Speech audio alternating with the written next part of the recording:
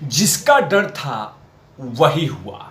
मतलब कि राज ठाकरे को अब खुलेआम धमकी भरा लेटर मिलना शुरू हो गया। केंद्र सरकार, केंद्र गृह मंत्री लगातार ये कह रही है कि राज ठाकरे के ऊपर में अब खतरा मंडरा रहा है और लगातार यही बातें अब सत्य होते हुए नजर आ रही है। और बकायदा उन्हीं के पार्टी के नेता के एक कार्यालय में ऐसी ऐसी मैसेज लिख कर राज ठाकरे के खिलाफ भेजा गया है कि अब गृह मंत्रालय की भी सांसें फूलने लगी है।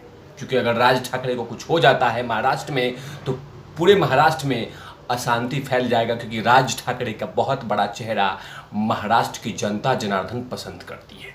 लेकिन अगर राज ठाकरे कुछ होता है तो कहीं ना कहीं पूरे महाराष्ट्र में अशांति का माहौल होगा और साथ में उन तमाम लोगों के गुस्से को कंट्रोल करना असंभव हो जाएगा।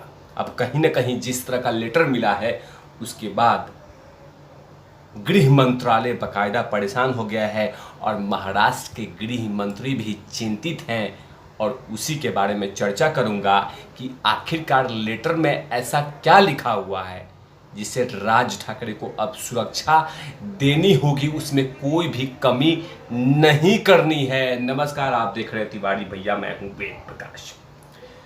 जिस तरह का लेटर मिला है राज ठाकरे के पार्टी के कार्यालय में, अब कहीं ना कहीं केंद्रीय गृह मंत्री से लेकर महाराष्ट्र के गृह मंत्री को भी राज ठाकरे को सुरक्षा देना होगा। लाउड स्पीकर के मामले में जिस तरह से राज ठाकरे लगातार अपने बयान दे रहे हैं और लगातार रैलियों में लाउड स्पीकर के मामले में कहीं झुकते हुए नजर नहीं आ रहे हैं। यहाँ तक कि महाराष्ट्र सरकार से या उद्धव ठाकरे से और गृह मंत्री सवाल पूछ रहे हैं लेकिन कहीं पे भी झुक नहीं रहे हैं। लेकिन अब उन्हीं के पार्टी के नेता के ऑफिस में, कार्यालय में एक धमकी भरा लेटर आया, वो भी उर्दू भाषा में लिखी हुई थी। आखिरकार उस उर्दू भाषा में वो धमकी भरी लेटर में क्या क्या लिखा हुआ था जरा मैं पढ़ लेता हूँ, उसके बाद विश्लेषण करूँगा कि आखिरकार उस लेटर के बाद ठोस कदम राज ठाकरे के लिए कौन कौन से उठाए गए।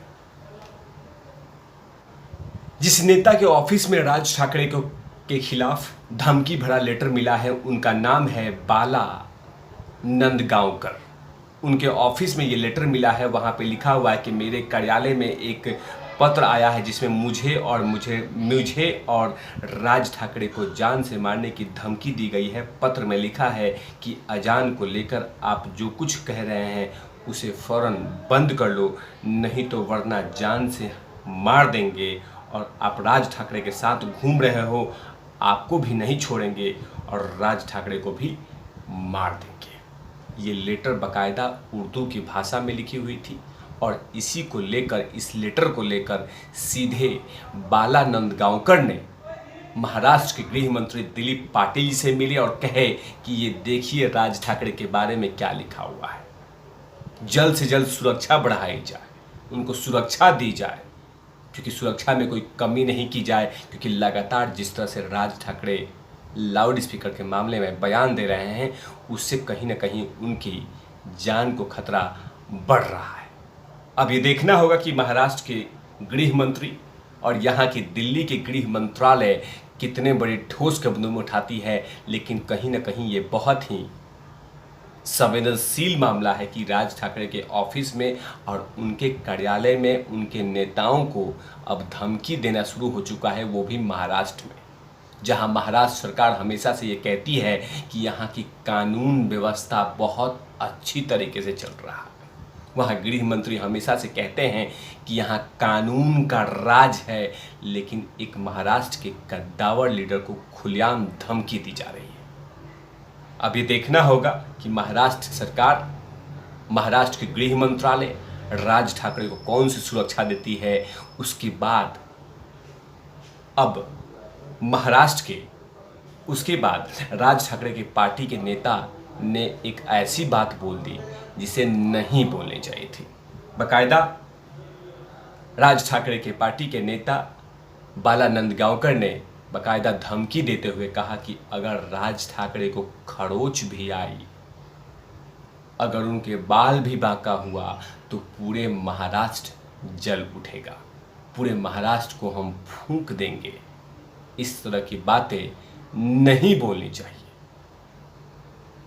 लेकिन बिल्कुल ये बात है कि अगर राज ठाकरे को खरोच भी आती है तो कहीं ना कहीं महाराष्ट्र में अशांति का माहौल तो हो ही जाएगा। इसलिए जल्द से जल्द महाराष्ट्र के गृह मंत्री, महाराष्ट्र सरकार को नींद से जगना होगा और राज ठाकरे को कड़ी सुरक्षा देनी होगी, क्योंकि उन लोगों को भी बोलने का अधिकार है, उनको अपने जनता जनार्दन की बातों को रखने का अधिकार है। जनता की प्रतिनिधि हैं, वो बातें करेंगे और वो कहीं पे भी कोई ऐसे अपशब्द का इस्तेमाल नहीं किया है जिसे इतना बड़ा धमकी दिया जाए। उन्होंने हमेशा से यही कहा है कि हमें अजान से कोई समस्या नहीं है, हमें प्रेयर से कोई समस्या नहीं है, हमें कोई मस्जिद से समस्या नहीं है, हमें प्रॉब्लम है तो सिर्फ अवैध लाउड स्पीकर से, जो जहाँ लगे हुए हैं उसी से, उनके आवाज़ से। बाकी हमें किसी चीज़ से भी कोई नफरत नहीं है। बाकायदा राज ठाकरे ने यह भी कहा कि मैं कानून का सम्मान करता हूँ, लेकिन जो धमकी देने वाला है वो बात नहीं समझ गया और राज ठाकरे को इतनी बड़ी धमकी दे दिया। लेकिन कहीं ना कहीं अब महाराष्ट्र सरकार और मुंबई पुलिस छानबीन शुरू कर देगी कि आखिरकार एक बड़े नेता को वो भी खुलेआम ढंग से, खुलेआम तरीके से धमकी दे दे, ये कैसे हो सकता है। लेकिन आखिरकार राज ठाकरे के पार्टी के नेता बाला नंदगांवकर ने क्या कहा इस चिट्ठी के बाद, ये बतलाना बेहद आवश्यक है। जैसे ही अब ये छुट्टी मिली है, कहीं ना कहीं अब भारतीय जनता पार्टी भी मांग करेगी कि भारतीय जनता पार्टी भी अब महाराष्ट्र के गृह मंत्री से मांग करेगी कि इनकी सुरक्षा बढ़ाई जाए, क्योंकि राज ठाकरे का कद महाराष्ट्र में ही नहीं पूरे भारत में धीरे धीरे लाउड स्पीकर के मामले में बढ़ता हुआ चला जा रहा है। वैसे भी वो अब एक हिंदुवादी लीडर के चेहरे पे दिखते नजर आ रहे हैं और जिस तरह से उनका बयान आ रहा है, जिस तरह से और रैली आ रही हैं, कहीं ना कहीं उनका कद और भी बढ़ रहा है। इसी कारण को अब लेकर महाराष्ट्र सरकार को, गृह मंत्रालय को, केंद्रीय मंत्रालय को, अमित शाह को इस तरह के ठोस कदम उठाने चाहिए और साथ में पता भी लगाना चाहिए कि आखिरकार राज ठाकरे को खुलेआम धमकी किसने दी। आखिरकार राज ठाकरे को इतनी बड़ी बात बोलने की हिम्मत कहाँ से आई। आखिरकार वो कौन है जो राज ठाकरे को खुलेआम धमकी दे रहा है।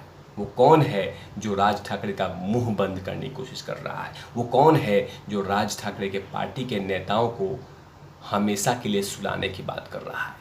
ये बेहद ही संवेदनशील मामला है और बाकायदा केंद्रीय गृह मंत्रालय और महाराष्ट्र के गृह मंत्रालय को इस विषय को जांच करना चाहिए और पता लगाना चाहिए कि इतनी बड़ी धमकी भरा पत्र किसने लिखा। तब तक के लिए आप देखते रहे तिवारी भैया। मैं हूं वेद प्रकाश, कैमरामैन ध्रुव लाठी के साथ। Over out lovies.